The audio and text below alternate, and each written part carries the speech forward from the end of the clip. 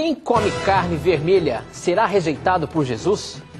E qual a diferença entre igreja e sinagoga? Professor, como é que fica essa situação aí? Quem come carne vermelha é rejeitado por Cristo? Essa compreensão, essa dificuldade de entender é um texto que está em Atos 15, 19 a 21. Muito obrigado, Ribeiro, por sua pergunta. E professor, depois ele complementa ali uma continuação da pergunta. E qual é a diferença entre igreja e sinagoga? Certo. Tá bom? Vamos lá. Atos 15, 19 a 21 tem umas orientações dos apóstolos para os gentios, os não-judeus que haviam recém se convertido. E essas orientações são as seguintes. Pelo que julgo eu, não devemos perturbar aqueles que, dentre os gentios, os não-judeus, não é?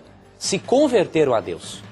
Mas escrever-lhes que se abstenham das contaminações dos ídolos, bem como das relações sexuais ilícitas e da carne de animais sufocados e do sangue. Aqui os judeus estavam querendo que os não-judeus, ao aceitarem a Cristo como Salvador, praticasse também a circuncisão. E aí a Igreja Apostólica se reuniu, deu um parecer por meio da pessoa de Tiago, dizendo o seguinte: as orientações que nós damos são as seguintes: se abstenham de relações sexuais ilícitas, não se contaminem com ídolos, com idolatria e não usem carne de animais sufocados. Por quê? O animal que é sufocado, estrangulado, ele permanece dentro do organismo deste animal uma quantidade de sangue muito grande. Então o risco de contaminações por doenças aumenta significativamente. Não que Cristo vai rejeitar uma pessoa porque ela come carne vermelha.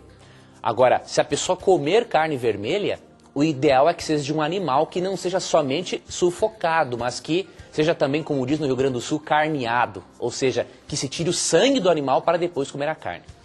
Agora, se você quer ter uma saúde mesmo, de verdade, quanto mais você se aproximar da dieta que Deus deu lá em Gênesis 1, 29, que é a dieta com frutas, verduras, cereais, nozes, castanhas, é melhor. Então, Deus quer que nós façamos na nossa vida uma reforma de saúde. Mas nesse texto, Deus não está assim dizendo que vai condenar, fazer se perder quem come carne vermelha. Aqui está falando, né, do aspecto de comer carne com sangue, porque transmite doenças. Agora, professor, existe até uma pergunta aqui que é relacionada com isso também, que a gente já vai colocar na mira aí. Quem mandou foi o Abraão. É o mesmo assunto. Ele diz o seguinte: é verdade que o cristão que come carne, o Espírito Santo não habita?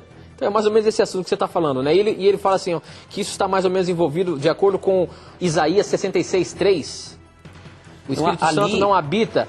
E se comprarmos carnes, vamos prestar contas pelo sangue derramado. É mais ou menos isso aí que você está falando, né? Na verdade, em Isaías 63, ali no verso 3... Não, 66:3. 66:3. Ali o que está proibindo, na verdade, você percebe que é o sacrifício de animais para ídolos. Aqui é outra coisa. E o que Deus condena muito em Isaías, no verso 17, por exemplo, é o comer carne de porco. Porque a carne de porco ela não é lícita para se comer. Aqui diz no verso 17 uma coisa muito pesada até. Os que se santificam e se purificam para entrar nos jardins após a deusa que está no meio, que comem carne de porco, coisas abomináveis e rato, serão consumidos, diz o Senhor. Ou seja, quem come carne de porco está comendo por tabela rato. Deus considera a mesma coisa, porque são carnes imundas. E diz que o indivíduo vai ser destruído, por quê? Porque ao comer alimentos imundos está destruindo o corpo, que é o templo do Espírito Santo. E Isaías aqui, 65:13-4, tem um texto mais forte ainda. Muitos dizem assim: não, as leis dietéticas de Deus foram abolidas. Queridos, Cristo veio na cruz para salvar pecadores, não para purificar porcos. As leis dietéticas continuam em vigor. O porco que fazia mal no passado faz mal hoje também. Eu conheci várias pessoas que tiveram a larva da triquina na cabeça. Várias pessoas. Não é? Então, Isaías 65:13-4 afirma: povo que de contínuo me irrita abertamente. Como que essas pessoas irritavam a Deus? Preste atenção. Sacrificando em jardins, cometendo idolatria e queimando incenso sobre altares de tijolos. Que mora entre as sepulturas, passa noites em lugares misteriosos, come carne de porco e tem no seu prato ensopado de carne abominável. Deus fica totalmente irritado com a pessoa que come alimentos imundos, porque o corpo é o santuário do Espírito Santo, é a morada dele. Então, de acordo com 1 Coríntios 6, 19 e 20, se esse corpo é a morada do Espírito Santo, ele quer morar num lugar limpo. Nenhum ser humano gosta de morar numa casa suja, um ser humano normal, muito menos Deus. Então nós devemos, queridos ouvintes, telespectadores e amigos, fazer uma reforma na nossa vida no aspecto da saúde. Essa reforma é individual.